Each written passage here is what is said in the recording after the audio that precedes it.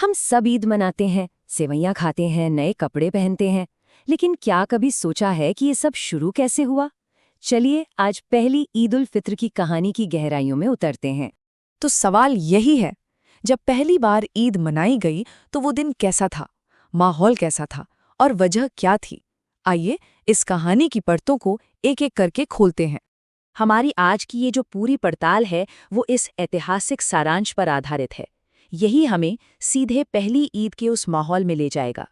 इस कहानी को ठीक से समझने के लिए चलिए थोड़ा टाइम ट्रैवल करते हैं, उस वक्त और उस जगह पर जहां ये सब कुछ शुरू हुआ। तो बात है साल 624 ईस्वी की। जी हाँ, यही वो साल है जब इतिहास में पहली बार ईद उल फित्र का जश्न मनाया गया था।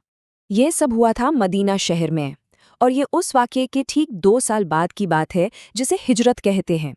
हिजरत यानी जब पैगंबर मोहम्मद और उनके साथी मक्का से मदीना आए थे। ये हमारी कहानी के लिए एक बहुत ज़रूरी बैकड्रॉप है। तो देखिए चीजें हुई कैसे।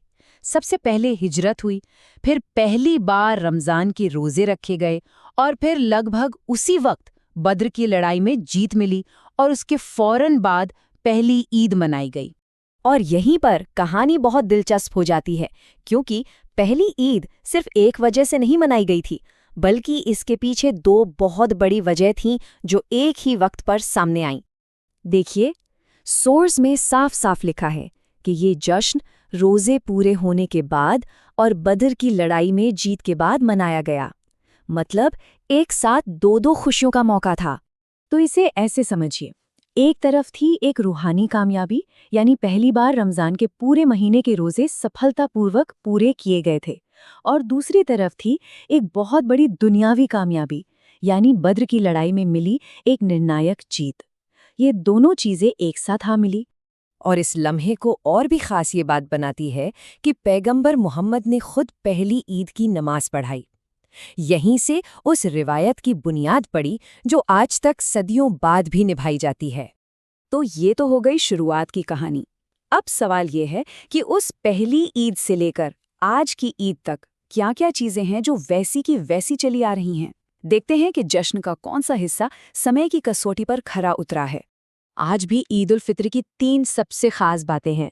लोग एक दूसरे से गले मिलकर ईद मुबारक कहते हैं, फिर साथ मिलकर खास नमाज अदा की जाती है, और हाँ, एक बहुत ही जरूरी हिस्सा है दान देना, यानी फितरा या ज़कात, जो ज़रूरतमंदों तक पहुंचाया जाता है। तो अब जब हम ये सारी हिस्ट्री जान चुके हैं, तो चलिए इस त्योहार के और गहरे मतलब को भी समझते हैं। तो असल में ईद सिर्फ जश्न नहीं है, ये एक तरफ तो सब्र और रूहानी मजबूती का सेलिब्रेशन है, तो दूसरी तरफ ये अल्लाह का शुक्र अदा करने का मौका है कि उसने कामयाबी और हिफाजत दी। और इन सब से ऊपर ये हमें भाईचारे और ज़रूरतमंदों की मदद करने की याद दिलाता है।